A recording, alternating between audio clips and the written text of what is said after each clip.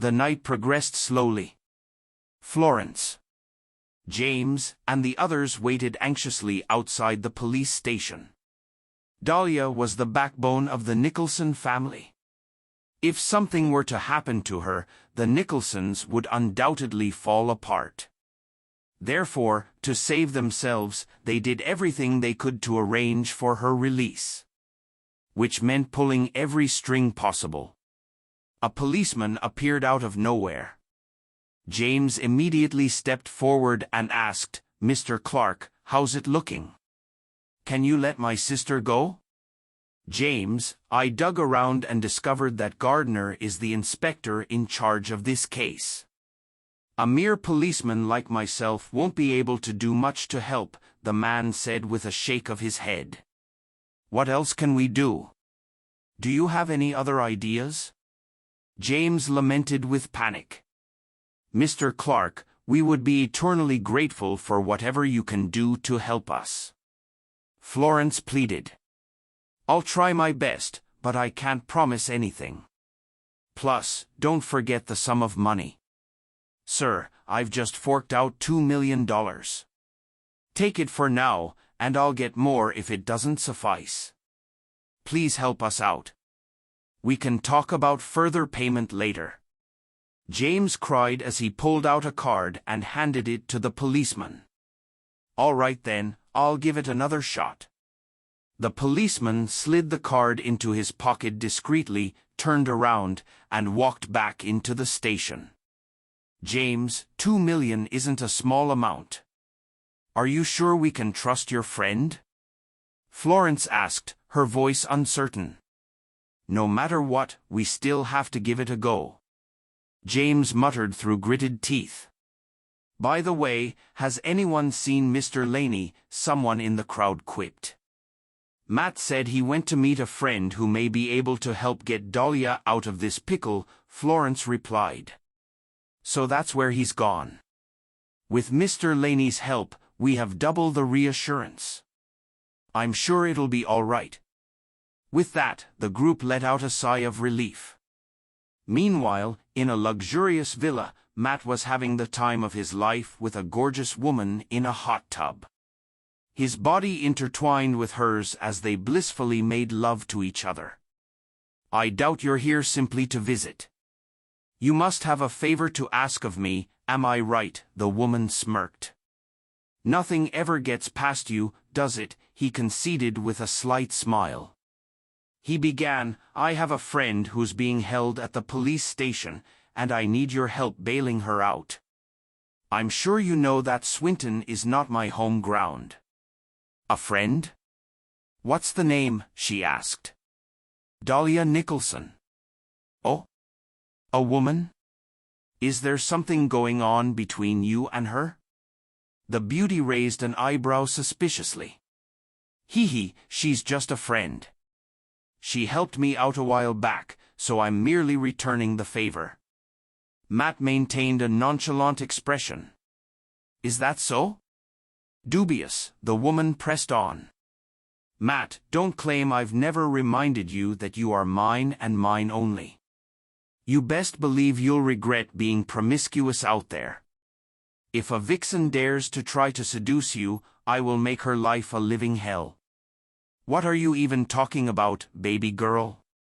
You are the one I love most in life. How could I possibly have eyes for other women?" Matt quickly pulled her into a tight embrace. "Since you say you love me so much, you shall attend my birthday party in 2 days and meet my father as my boyfriend," the lady said with a smile stretching from ear to ear. "Are you introducing me to your family already? Why? Are you afraid? Your father is the one and only Sir Hummer. I bet you won't be able to name me someone who isn't afraid of the prospect of meeting him. However, it goes without saying that I would cross the highest mountains and the deepest seas for you. Ah, aren't you the sweetest? All right then, it's a deal." At the same time, at Java Joy's, Natasha was seated on the couch, reading silently, when Ruth barged in. *Sis. Bad news? "Dustin's been arrested," she blurted as soon as her lips parted. "Arrested?" Natasha was taken aback. "What happened?" "I just received news that Dustin was arrested and escorted to the police station for the theft of valuable items." Ruth managed between pants. "Theft? Is that it?" Natasha's confusion grew. "The theft is nothing but a cover-up. In reality, Dustin is being framed. However, things don't look good given that he's fallen into the hands of that fat man Gardner," Ruth continued.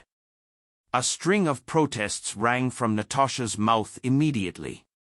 "That fat bastard! Such audacity, how dare he touch my man? Gather your men at once and follow me to the police station to get our people back." Meanwhile, in Hunter Anderson's mansion. "Dad. Bad news? Something major happened." Jeff Anderson rushed into the study with large beads of sweat covering his forehead, startling Hunter as he practiced his brush strokes. "You idiot! How many times have I told you that you must stay calm when facing problems instead of overreacting? Why don't you ever heed my advice?" "Dad, I'm not overreacting this time. Something big really did happen." Jeff wiped the sweat from his face.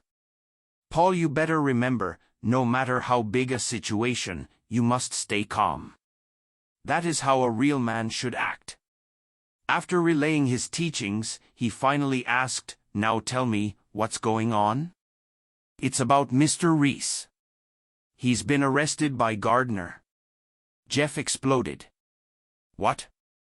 Hunter started trembling in fear. Even the brush in his hand broke in two. "Quick, call someone. We have to go to the police station," he instructed his son.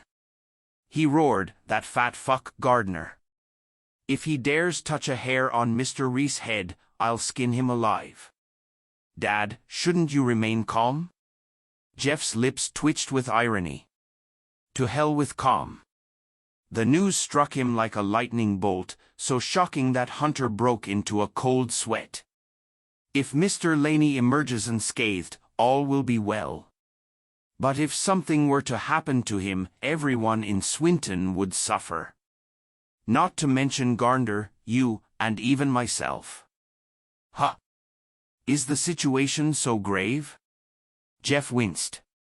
He still had zero clue about Dustin's true identity. "What are you doing still lingering around?" "We have to get him out of there," ordered Hunter. After slapping his son awake, Hunter darted out the door. Deep in his heart, he prayed, "Gardner, Gardner, you fat motherfucker better not mess around. If you do, Swinton will be soaked in blood."